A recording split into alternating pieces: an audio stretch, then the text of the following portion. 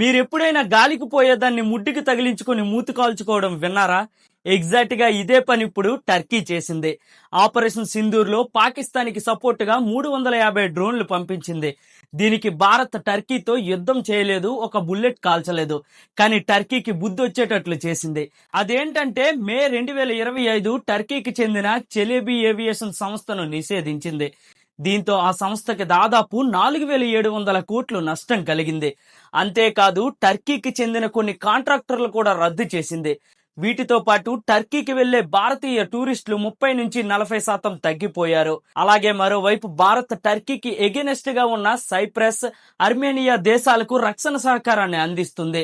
ఇప్పుడు టర్కీ నాయకులు తలపట్టుకుని ఎందుకురా భారత్ కి వ్యతిరేకంగా నిలిచామని ఫీల్ అవుతున్నారు.